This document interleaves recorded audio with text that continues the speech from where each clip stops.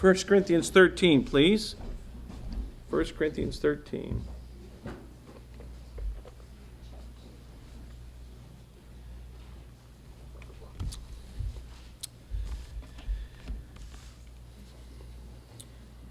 One verse I want to draw your attention to. Verse 7. 1 Corinthians 13, verse 7. Speaking of love, charity, of this agape love, beareth all things, believeth all things, hopeth all things, endureth all things. 1956, there was a novel written by Dodie Smith. It dealt with 101 Dalmatians. 1961, Walt Disney came out with an animated film by that name, 101 Dalmatians. About 35 years later, they came out with another version, but with real people and real dogs. Earned $350 million at the box office. As a result, thousands of people wanted to get a Dalmatian puppy. Sales of Dalmatian puppies skyrocketed. Of course, the owners went and bought these cute, lovable, cuddly little black and white spotted puppies home. And what they found out very soon was that living with a Dalmatian puppy was very different than seeing something on a film. Dalmatians are a challenging breed. I had a friend in college, lived in town, and he had a Dalmatian. He didn't have a puppy, he had a full-grown Dalmatian. And that dog was wild. Now you say, well, you can train dogs. Well, you can train dogs, but Dalmatians are rather rambunctious. They can be very rough. They can be very rough around children. They're very energetic. They were originally bred to run alongside horse-drawn carriages as sentries. They also were trained and bred to run in front of, now this is back in the days, if you will, when you think of a fire wagon being pulled by horses. And they would run ahead. They were kind of an early warning system. And if you realize today, to this day, many firehouses, Dalmatians are the mascot. Sometimes they have one there. But if they don't get a lot of activity, they become very restless and even destructive. They're not true outdoor dogs. They shed year-round. So somebody said you can't keep them in the backyard and you can't keep them in the house. To all of this, there's another interesting aspect to this breed. They can tend to be deaf. 10% of all Dalmatians are born deaf, and so that requires some extra care and training. Somebody from the Wisconsin Humane Society said, and I quote, "Dalmatians are beautiful puppies. You just need to know what you're getting into."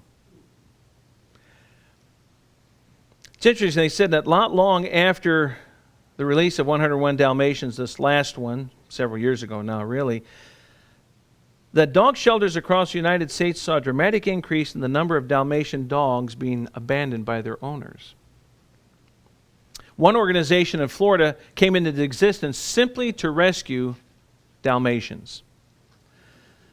They said 9 months after the release of that movie, they were taking in Dalmatian dogs at the rate of one every week. That kind of redefines, in a sense, the term puppy love, doesn't it? Maybe it illustrates puppy love.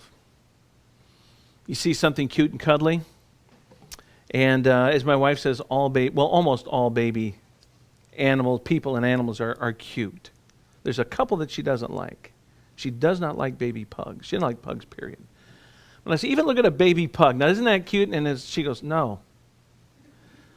So she doesn't like baby pugs, but she looked, oh, isn't that cute? I say, would it be nice to have a puppy? And she goes, yes and no, because of the demands of a puppy. But think about it. I mean, they're soft and cuddly, but then they grow up and they create challenges. They have needs. They demand time. Puppy love is a term that really means a temporary infatuation with something. It lacks a commitment. But agape love, which we're talking about, is a love, on the other hand, that moves beyond, if I can put it this way, puppy love. Somebody said it brings the Dalmatian home. It adjusts life. It makes arrangements for long walks and chewed up furniture. It discovers deafness and compensates visually and physically. Agape refuses the temptation to abandon. It refuses to give up. It refuses to trade in. It's one thing to make a commitment to a puppy. It's a lot more to make a commitment to a person. I read about a young man who got into trouble and eventually ended up in prison. He'd been stealing, and he was stealing to purchase drugs. He was arrested several times and ended up in prison. After a short time in prison, he was forgotten by his friends, and he was even forgotten by his father. He was forgotten except for one person, his mother. Every week she would board a bus and travel several hours to the prison to visit him. After a few hours of visiting, she would board the bus and return home. Daily she wrote him letters, often sent him books, personal items, as was allowed in the prison. But neither distance nor prison walls nor money or time could stop her from loving and visiting her son. Kind of like what I read purposely from 2 Samuel 21. You think about the fact of this mother and protecting and keeping off, if you will, these vultures, these birds of prey from the bodies of her sons, 7 of them that hung there for all of that time.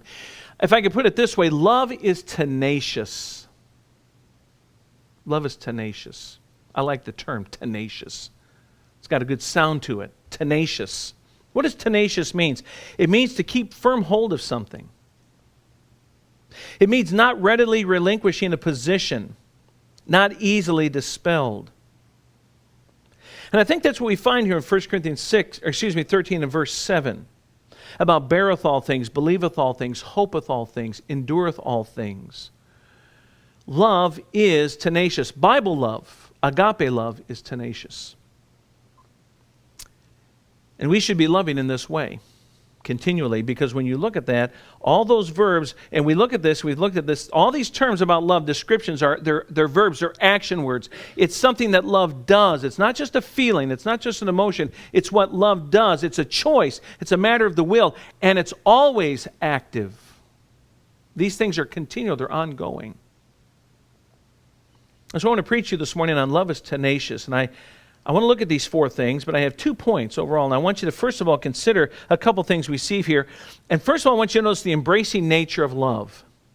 The embracing nature of love. Number 1, it is exhaustive. Notice, if you will, the repetition in verse 7 of all things. All things. Now, I think he means that's in accord with what's godly and wise. It doesn't mean that love is gullible, or that love is dumb. It doesn't say when you believe all things that you're just naive and you accept anything that anyone simply says.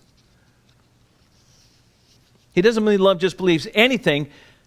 What he's saying, though, is that there's a supernatural standard that love goes to the limits. Love will go as far as it can go and still be submissive to God. Love will believe all that it can believe, still be in line with God and His Word. Love will hope all that it can hope. Love will endure everything it can endure and still be submissive to God.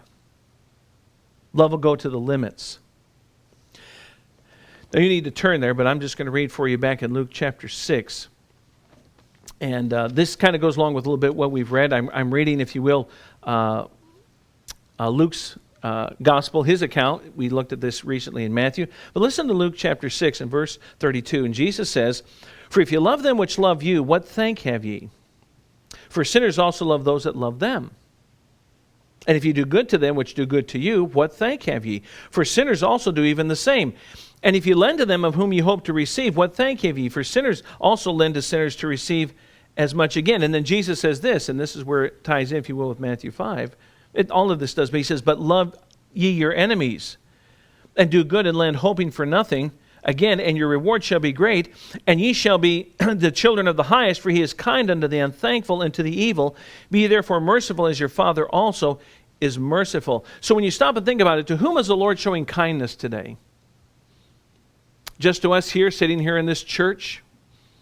We're dressed up nice, we sing hymns, and we put some money in the offering plate, and we've said brother and sister, and we've prayed together and all these things, and I'm up here preaching, so we're doing all these things. Is God just good to 1925 South Schuyler Avenue right now? Absolutely not. You know whom God's showing kindness to today? Everyone. Everyone. That's an amazing thought, that God is sustaining people who say He doesn't exist to sustain them. And He sustains them, though they don't believe it. So the kind of love we're talking about, this love of God, will bear and believe and hope and endure even with those who hate us, even those who mistreat us. all things. It's not just exhaustive, but it's comprehensive, because there's a sense in which love represents the whole. It covers it all. It doesn't leave anything out. Now, I'm going to get technical. I like to use my education once in a while. My parents paid a lot of money for it. So let's visit the technical corner. What you see here in verse 7 is something that's called chiasm. Or it's a chiastic organization. It's a literary device. It's something that terms are used that reflect back on itself. There's a pattern. You see this a lot in the Psalms. It's an A-B-B-A pattern. You say, what does that mean? Well, stick with me. If you'll notice that the first quality mentioned has to do with endurance. It bears all things. Now look what it says in the last part. It says, it endureth all things. In other words, at the beginning, at the end, you have endurance. So there's A and there's A. Now, what's in the middle? Well, here's where B and B come into play. And what I mean is, the things in the middle, I believe, have to do with faith. Believeth all things and hopeth all things. It has to do with faith. So there's endurance and faith and endurance. You note the pattern? And what you see are usually when you have a pattern, the qualities that are mentioned in the middle are emphasized, and I think that may be the case because, you know what? This kind of endurance of love requires faith. You've got to believe God. You've got to trust God. You've got to wait on God in situations like that. Without faith, it would be impossible to endure in this way. So I think there's two things in mind about this love. It's exhaustive in its nature, and it's comprehensive in its nature. So that's the embracing nature of love. Now let's look at these four things we see here, and I want you to note the exceptional nature of love. The exceptional nature of love. First of all, I want you to notice the support of love. Beareth all things. The term means to cover, like a roof covers a house. Now, what does a roof do? It protects by covering. I'm glad we had a roof on our house last night. It rained at our house. It's done a lot of that lately. We needed some rain. But boy, the wind really blew, but I'll tell you, when that rain comes down and you can hear it. There's times when I'm here, and I think it was Friday morning, and boy, it let go. And I'm in my office, and I have no windows in my office, except to the hallway, but that, you can't see outside. But you can tell when it's dark in the building in the middle of the day. And you sit there and you hear rumbling. Now I hear rumbling, and that's the train going by, but sometimes we're rumbling, and that's thunder. And then I can hear something. I'll get up, and I'll look outside and say, well, boy, it's raining. And I'll walk over, and I'll open the door here up to the stairwell. You know what happens when I open that door? The sound from up in that room and the roof up there and the rain hitting just is amplified. It's like I turn up the volume and open it, and you just hear the rain just hitting that roof. It's like, what I'm thankful for? I'm covered. I'm covered. It means to protect. The idea means to protect or to hold out against. It endures against the elements, if I can put it that way. One commentator said this, and I quote, love covers unworthy things rather than bringing them to light and magnifying them. It puts up with everything. It is always eager to believe the best and to put the most favorable construction on an ambiguous action. Marvin Vincent, a Greek scholar, says it keeps out resentment as the ship keeps out the water or the roof the rain. So how does it bear up in that way? Well, there's two things here I think about this matter of believeth all things. First of all, there's protection. Now, that doesn't mean that you excuse sin. You need to understand that. It doesn't mean that love is just rather cavalier and never deals with sin. That's not the love of God. You never defend what's indefensible. It doesn't mean you never confront. But it loves in a desire to preserve. I want to protect. I don't want to destroy. I want to protect the person now, if you will, and see what God may do in that person's life. I mean, do you know what it is to protect those whom you say you love? In other words, you don't publicize. You don't uncover things. You don't broadcast bad news about people. You look to cover their faults in the appropriate way. And I think we touched about this last week, but I think every act of gossip is a violation of that. Because usually gossip is not the fact of trying to protect. It usually is uncovering the faults. It's magnifying the failures of someone. So there's a protection that's involved, but also there's a perseverance. And I think it's important, especially here, and we're going to see an example here of the Apostle Paul dealing with the Corinthian church. Perseverance. You think about the Corinthian church. Now, no church is perfect. Our church isn't perfect. But can you imagine moving to somewhere and you say, well, you know what, is there some kind of Bible preaching fundamental church in that area? Yeah, where is it? Well, it's down the street. It's Corinth Baptist Church. Now, this wasn't called Corinth Baptist. I understand that. When I was in a church planning class, remember the teacher said, never name your church. He had a whole list of names, never to name your church. And one of them was Corinth Baptist Church. He said, don't name your church Corinth.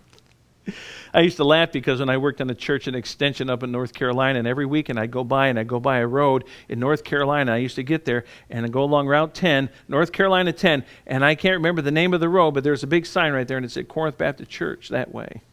I used to think, they didn't take the class. But can you imagine Corinth? How would you like to go to Corinth and be there for a while and say, how would you like to be the Apostle Paul? I mean, he helped plant that church.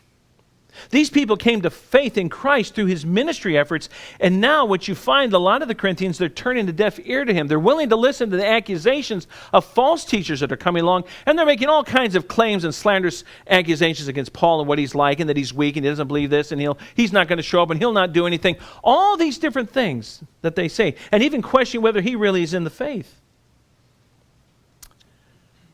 But you know what's interesting? Go, if you will, stay here. Keep your place here, but go to 2 Corinthians and go to chapter 12. Go to chapter 12. Because he's loving people who don't love him, who really ought to love him. But in verse 10,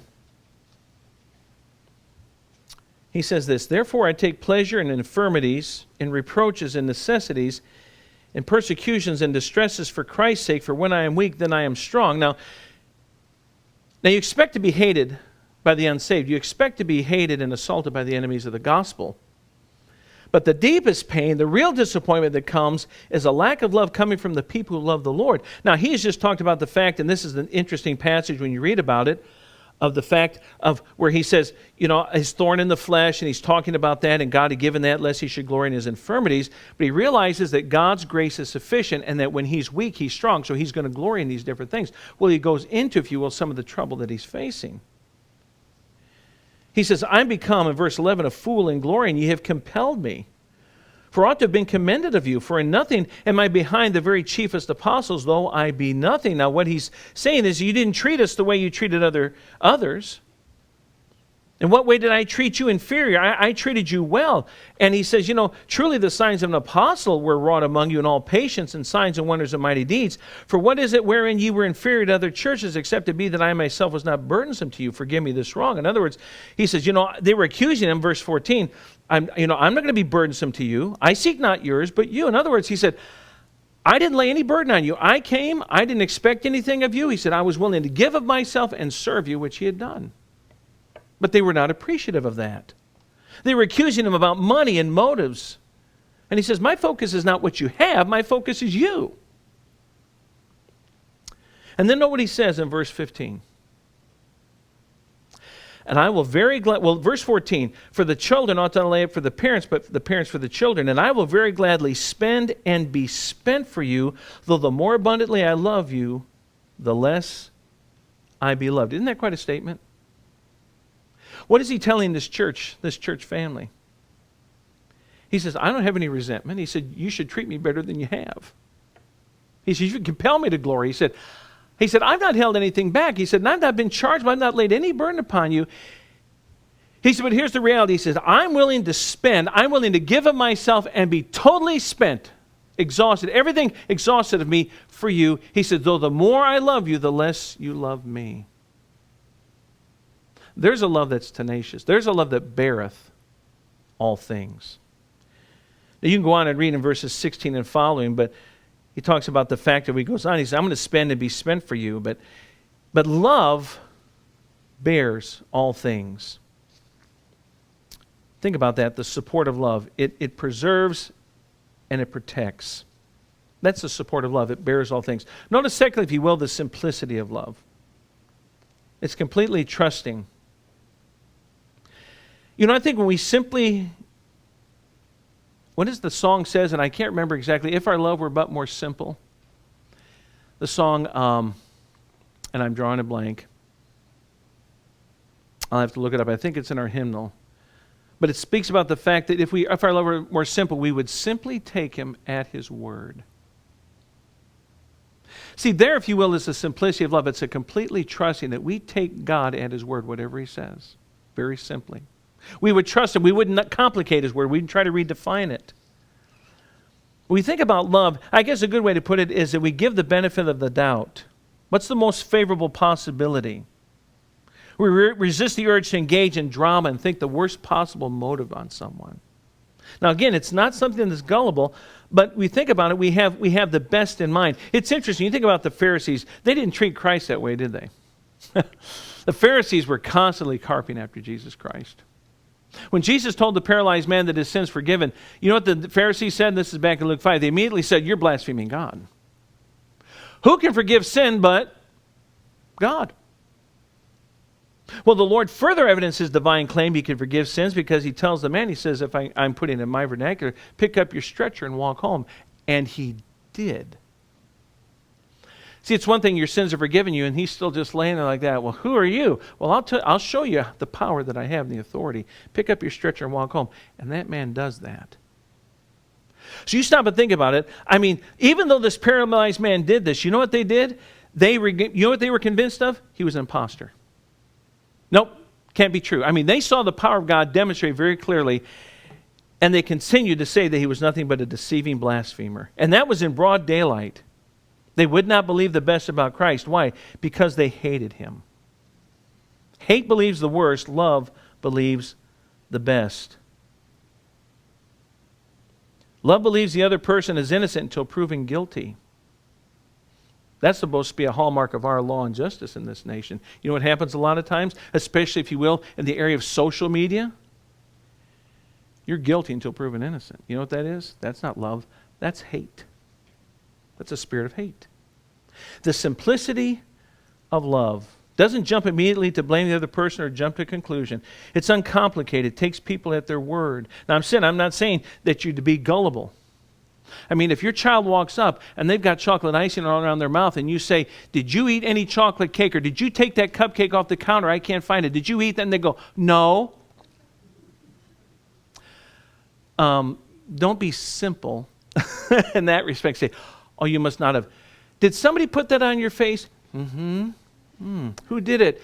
"The dog." The dog does that from time to time, doesn't it? Okay, now that's simple, all right? But the simplicity of love, I think you understand what I mean. The support of love, the simplicity of love, the secureness of love, hopeth all things. Someone said this, that this is the sweet optimism of agape. It never stops hoping. It never takes anyone's failure as final. This is several years ago, but Pepper Rogers was a head football coach at UCLA. He was going through a terrible losing season. He couldn't win a game. The media was turning on him. The alumni of the school were calling for him to be fired. Everybody was upset with him. His friends were becoming more scarce.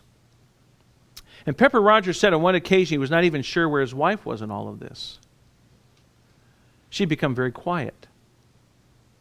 So he complained to her one day and he said, quote, "I guess my best friend now is my dog, but a man needs at least 2 friends. And his wife said, "Well, then you better get another dog." The secureness of love. I mean, the chips are down. It seems like the Corinthian church can't get anything right. And you know what Paul writes to this church? Listen to 2 Corinthians 7:4. He says this, "Great is my boldness of speech towards you. Great is my glorying of you. I am filled with comfort. I am exceeding joyful in all our tribulations." You got to be kidding. Great is your glorying of the Corinthian church, Paul? That's what he says. Because he loved them. Listen to verse 16 of 2 Corinthians 7. "I rejoice, therefore, that I have confidence in you in all things." Really? What they've done, how they've treated him. But think about his heart. Think about how his attitude is toward them. I mean, he's very hopeful that they will do that. He's trusting God will work in their lives. Because you know what the truth is? And it's true, I think, of all of us, we can get hung up on the past. Now, we need to learn things from the past. And that's true. There's some things that we need to learn and things we ought to learn from the past. What is it they say if you don't learn from... One thing we learn from history is that you don't learn from history. Well, we ought to learn some things from history. And there's things we can learn about mistakes. But the thing is, many times we live in the negative and accusative case. Dr. Parker used to say about somebody, he's too much in the objective case. Always negative. But to be encouraging and to be exhorting and encouraging people. In 2016, Brett Favre, I don't know, I'm not a cheesehead and I'm not a Green Bay Packer fan. Maybe you are, and that's fine. I'm not going to get into politics. I'm not getting into sports. But in December 2016, he broke Dan Marino's record for throwing the most touchdowns passes in football, 421 touchdown passes. You know what happened 15 days later? He broke another record. Something I've read that he still holds, and that is the most intercepted quarterback in NFL history. Now, in his heyday, and I think if you talk to people, if we talk about Brett Favre, what are they going to talk about? If they love the Packers and if they love Brett Favre, you know what they're going to talk about? You know what he is? I'll tell you what, he's thrown the most touchdown pass, everything. They're not going to say, you know what, he's the most intercepted quarterback. You know what, if you brought that up, they probably wouldn't like to talk about it. And they probably let you know that. They're going to focus on the positive. Have you ever said this, I'm so proud of my children? And they say, what, haven't they disappointed you? I remember my mom and dad, sometimes they'd say, Susie, you were such good children. And we just laugh. We'd say, you must have a memory issue. Your memory's leaving you early. But you know what they choose? We could sit there and we can think back. And my sister's good to do that. Remember when you did this? Yeah, I remember. Remember what Dad did? Remember how Mom said, yeah, all right, fine. She seems to have a photographic memory of all the things I did when I was younger and bad. And I could tell some things on her. Maybe I'll do that sometime. It's kind of fun. Think how she hurt me and things she said. But you sit there. But you know what my mom and dad, you know what they chose to do? Not dwell on that. Not to think on that. And Paul is responding that way. He's focusing, if you will, on God working in these people. He loved them.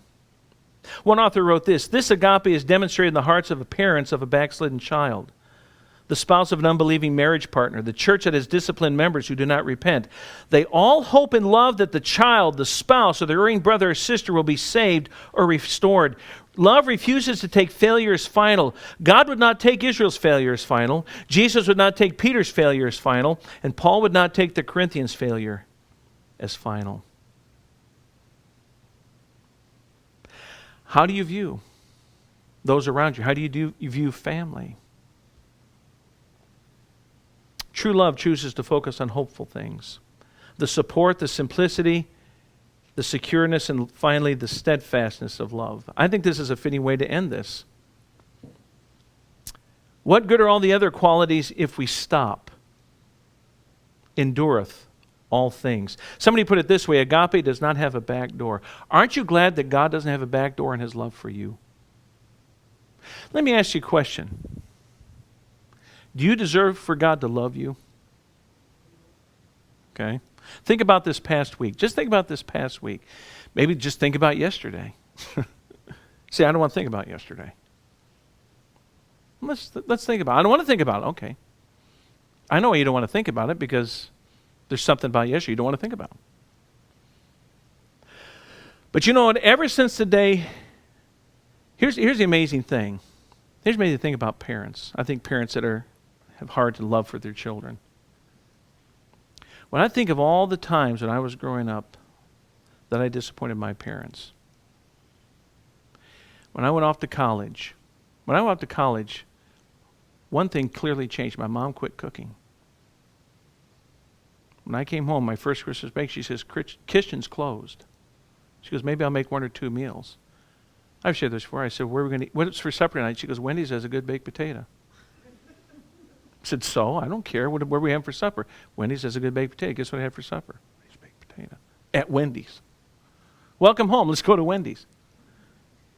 This is strange. And there's things that would just change. And you're older now. You be more responsible, whatever. So there's certain things. But you know what? The thing that I always look forward to is, my mom and dad never stopped loving me. In spite of the heartache at times that I gave them. What's amazing is ever since I've been birthed into God's family, I've just been one of the most perfect Christians you'll ever want to meet. Don't you agree, Mrs. Wingard? Don't answer. Don't be honest, at least. And guess what? He still loves me. What can separate you, Christian, from the love of God through Jesus Christ? Can you name anything? What can separate you from the love of God? Is there anything? The Bible says what? Nothing. God says, I may leave you and I may forsake you, so that you can kind of weakly say, the Lord is my helper, and I sure hope He shows up when I ask. The Lord is my helper, and I think He's there. Can you hear me, God? Are you there? He doesn't say that. What does He write? What do we know in the Old Testament? What is repeated in the New Testament? I will what? Never leave you nor forsake you, so that you may boldly, confidently say, the Lord is my helper, and I shall not fear what man shall do unto me. You know why? Because He loves us, and that love is an enduring love. You know what I read is interesting? The danger period for people who are married is from the 4th to the 7th year. That's when they're most at risk. It says half of all divorces will have taken place by the 9th wedding anniversary. Now this is interesting. There's a German politician by the name of Gabriele Pauli proposed legislation that would make legal marriages dissolved after 7 years. This is true. Her legislation would allow couples, this is in Germany, I don't know if they pass this or not, but allow couples to extend their marriages or allow them to terminate it automatically after 7 years without undue legal burden or tiresome litigation.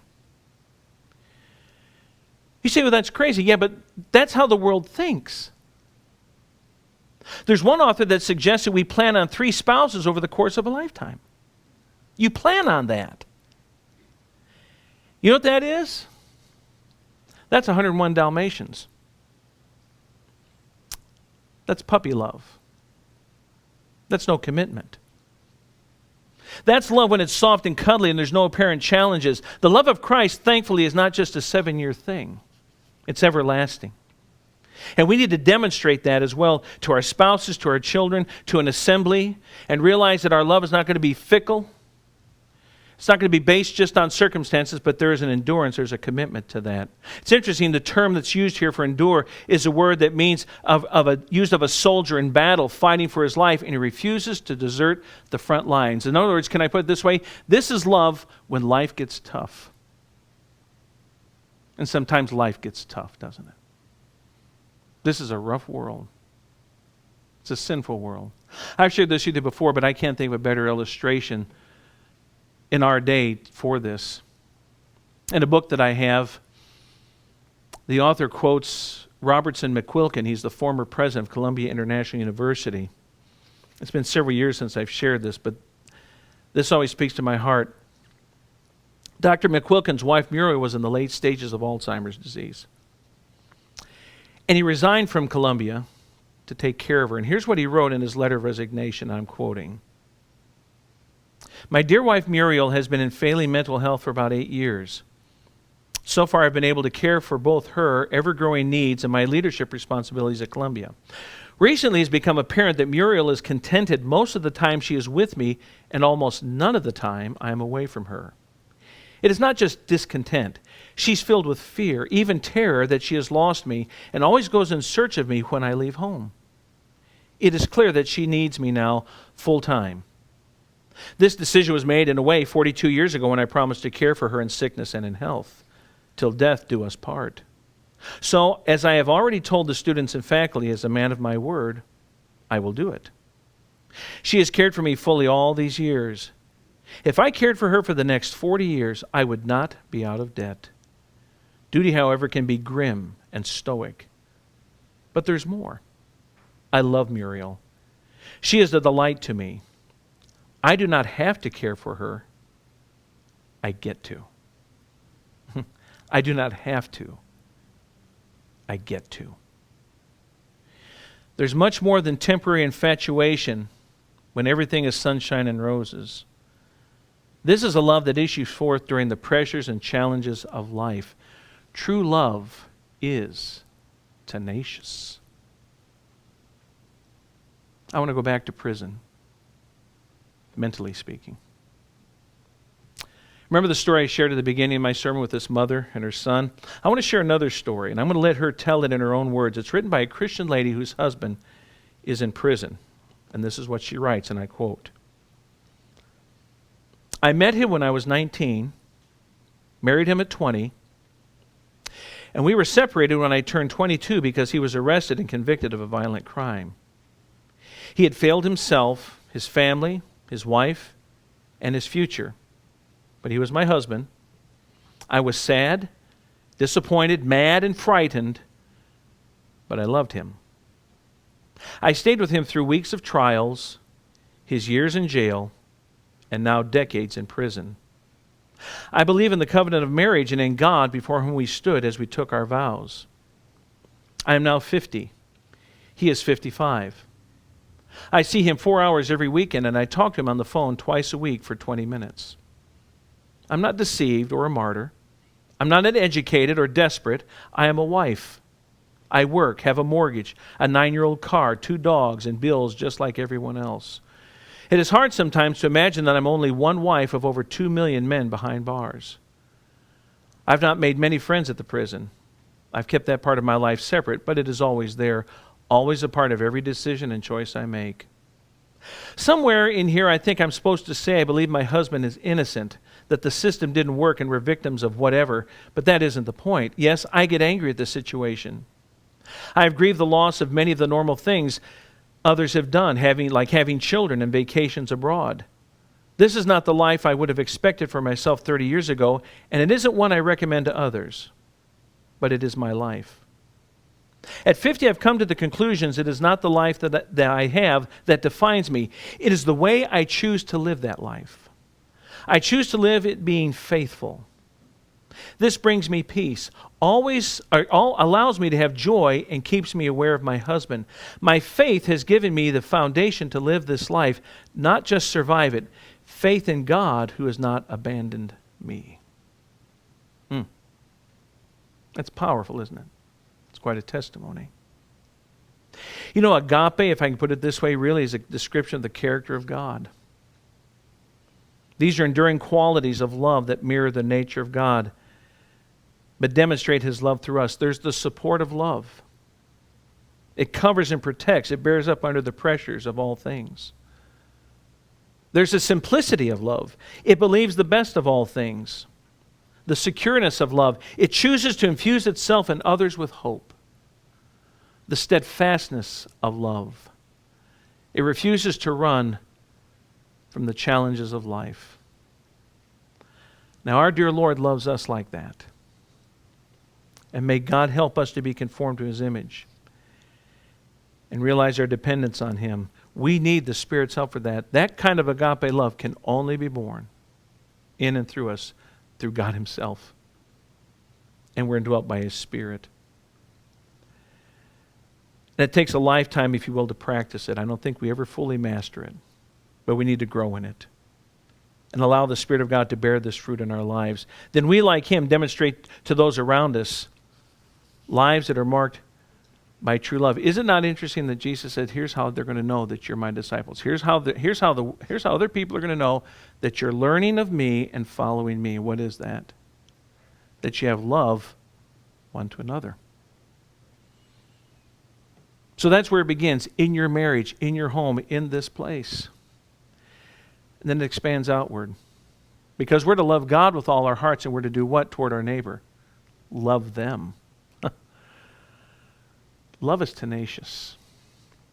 May God help us to grow in that way. Let's bow for prayer, shall we?